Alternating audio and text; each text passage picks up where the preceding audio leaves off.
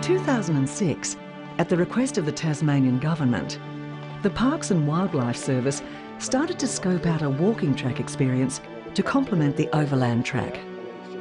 After a feasibility study, the Tasman area, with its striking coastal landscape, was selected as the right location, and the Three Capes track was born. Its vision is to be Australia's premier coastal bushwalking experience.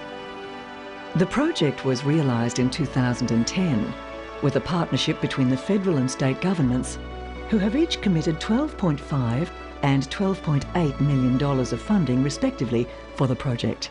The Tasman Peninsula is known very much because of Port Arthur, and it's very much known for its cultural values. And from a visitor point of view, it's not very highly known for its natural values. So the idea of Three Capes is really to highlight the incredible natural values, to complement the cultural values of Port Arthur, with the flow-on effect of hopefully people staying in the region longer. It's an important project for the Park Service because it's a big project in terms of regional development, and I'm really confident about the long-term success of this project and the benefits that will flow to both the Tasman community and also the Tasmanian community overall. The Three Capes track will provide an accessible, mud-free journey through a diverse landscape of mixed forest.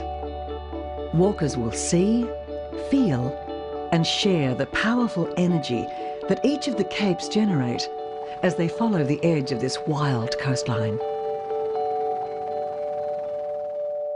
For the past 10 months, a group of 45 dedicated men and women have been working on the upgrade of the Cape Hauy track. Over that time, a total of 4.7 kilometres has been upgraded, which will ultimately end up as part of the final day's walk on the Three Capes track. In a first for the Parks and Wildlife Service, it decided to divide the track construction into 2 sections and work with 2 different contractors at the same time.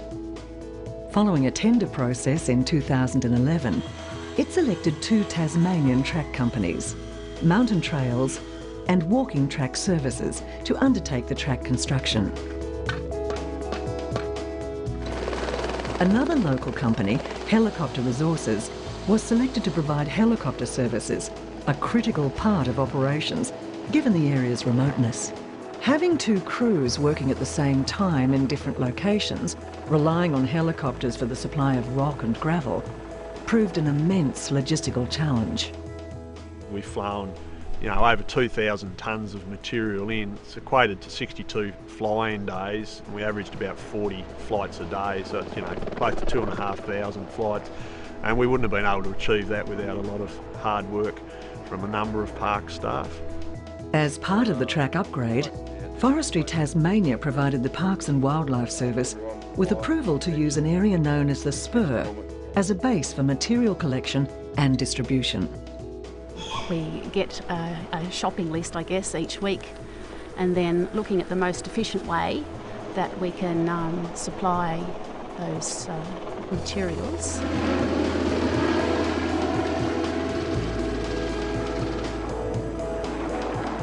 Dave, I'm just at site 1A, ready to receive a load of gravel, over. And the great thing is that track companies are able to put a tabard on the ground, and we're able to put the rock exactly where they need it, within centimetres of where they're after it. The pilots are just spot on where they're putting the loads.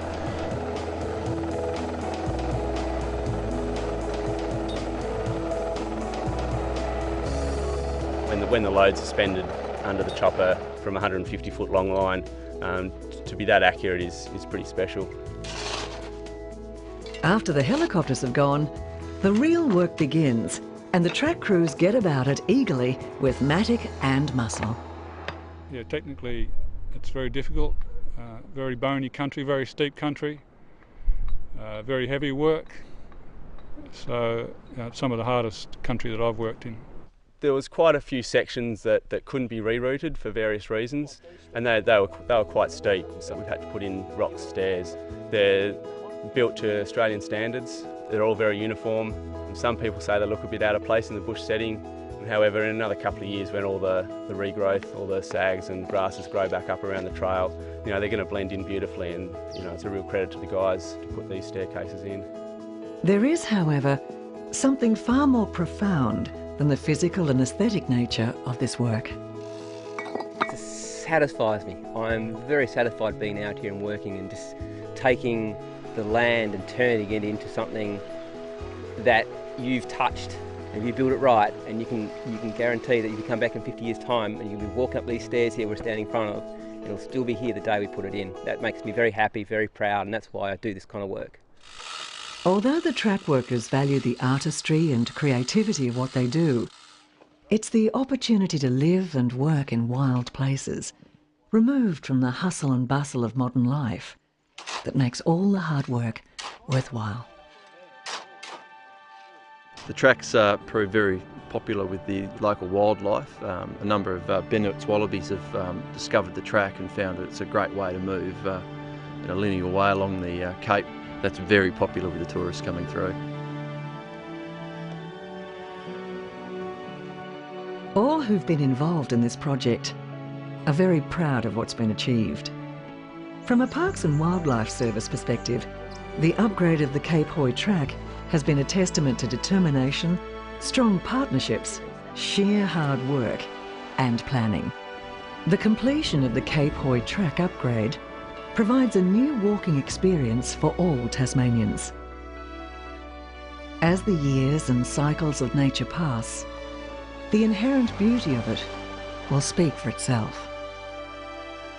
And as the next stage of the Three Capes track project moves into more remote areas, the effort of man and machinery will always be humbled by the natural beauty and wildness of this place.